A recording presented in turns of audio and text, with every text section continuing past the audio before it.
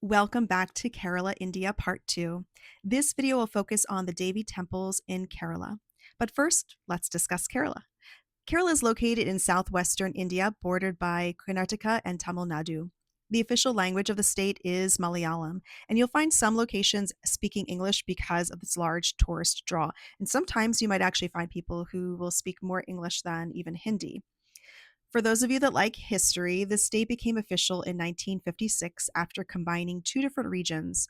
But the region itself has been quite active, being a primary spice exporter since at least 3000 BCE. When people think of Hindu temples, they often imagine large architectural monuments, and this is often true in Kerala. However, these temples are living devotional spaces, some centered around the worship of Devi, the divine feminine.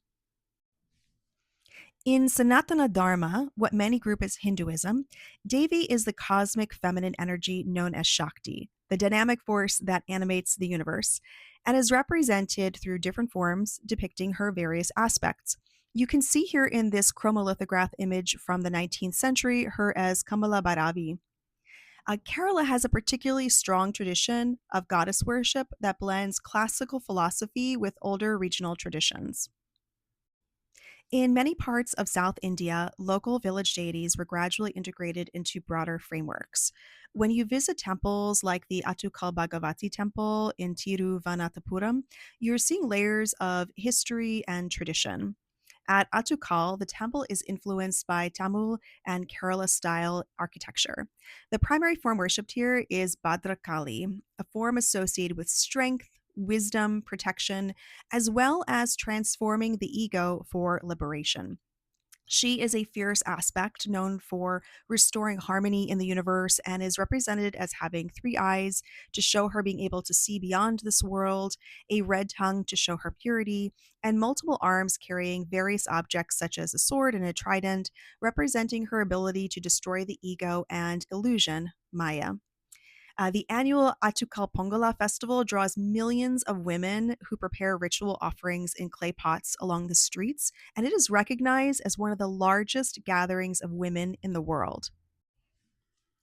Irum Kulangara Durga Devi Temple, an ancient temple whose name is derived from the two ponds the temple sits near, is this one depicted in the photo.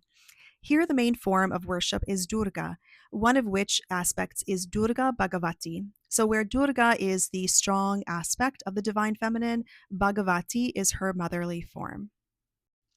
We visited other temples like Karikakom Chamundi Devi Temple, where the form Chamundi is worshipped. She represents the energy that defeats chaos and restores cosmic balance.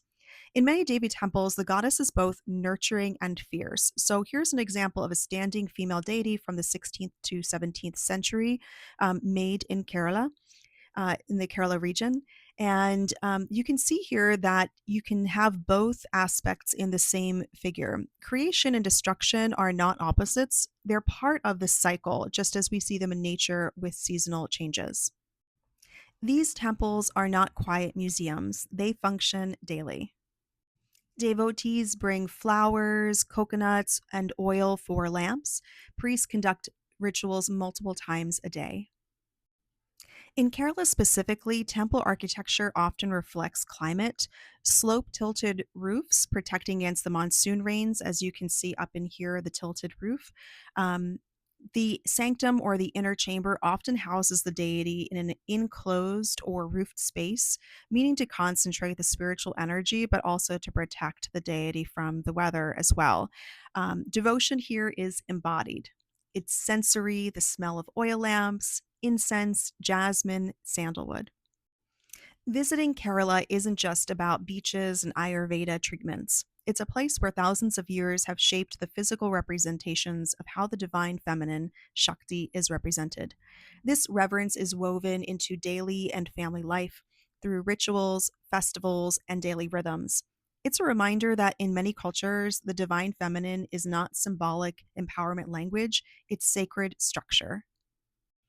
As I mentioned in part one, I was fortunate enough to co facilitate a yoga and cultural retreat in Kerala in 2024 with my Guruji, Swamini Sharadananda Saraswati ji, my yoga sister Devi, and our friend and guide Manu, as well as his wife Shobha, who flew in from Varanasi to be with us again this year. So if anyone's looking for an amazing tour guide, I would highly suggest Manu. When you understand Devi traditions in Kerala, you're not just learning theology. You're seeing how history, gender, community, and spirituality intersect in real time.